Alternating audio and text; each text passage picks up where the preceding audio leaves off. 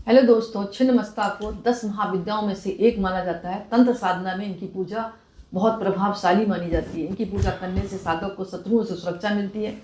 यह पूजा शत्रुओं के दुष्प्रभाव को खत्म करने और साधक को निर्भय बनाने में मदद करती है और साधक को तंत्र शक्ति की प्राप्ति होती है। यह भी कहा जाता है माँ छिन्नमस्ता की पूजा से साधक के जीवन में आध्यात्मिक स्तर बढ़ता है।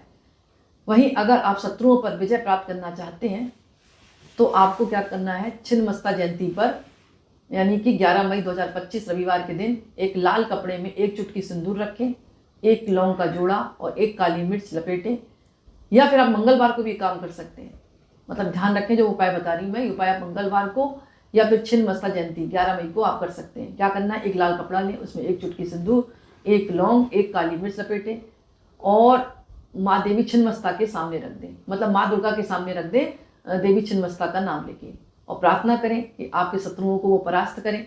अगले दिन इस कपड़े को अपने साथ रखें या इसे अपने घर के मुख्य द्वार पर लटका दें। काफ़ी हद तक शत्रुओं से आपको विजय प्राप्त होगी।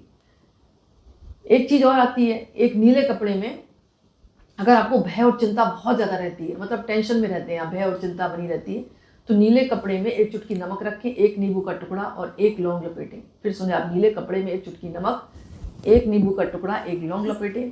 अच्छा, ये उपाय आप छिन्नमस्ता जयंती पर भी कर सकते हैं, नहीं तो आप शनिवार को भी कर सकते हैं। और इसे किसी शनिवार को देवी छिन्नमस्ता के सामने रखें और प्रार्थना करें और अगले दिन इस कपड़े को अपने साथ रखें या फिर अपने घर के शयन कक्ष में लटका दें। शयन कक्ष में भी लटका सकते हैं या फिर अपने साथ रखना चालू कर दें। भय और चिंता से आपको निजात मिलेगी। पहली चीज़ तो मैं एक बात आपको कह दूँ, छिन्नमस्ता जयंती पर भी ये उपाय बता रही हूँ मैं, कर सकते हैं आप, नहीं तो शनिवार को करें आप। फिर उपाय सुन ले, नीले कपड़े में एक चुटकी नमक, एक नींबू का टुकड़ा, एक लौंग लपेटें। इससे छिन्नमस्ता जयंती पर या शनिवार के दिन माता छिन्नमस्ता के सामने रखकर प्रार्थना करें। और मतलब छिन्नमस्ता का आपको ध्यान करना है, चाहे आप माँ देवी दुर्गा के मंत्रों का जाप करें, क्योंकि उन्हीं के रूप है ये, 10 महाविद्याओं में से एक है। माता जो है भय और चिंता से मुक्त करेगी। और फिर इस कपड़े को अपने साथ रखना चालू करें या शयन कक्ष जहाँ पर आप लौटते हैं ना, मतलब सोते हैं जहाँ पर, वहाँ पर लटका दें। इसके अलावा एक अच्छा उपाय बताती हूँ, एक पीले कपड़े में एक चुटकी हल्दी रखें, एक सिक्का रखें, एक लाल मिर्च लपेटें। इस उपाय को आप छिन्नमस्ता जयंती पर या गुरुवार को करें।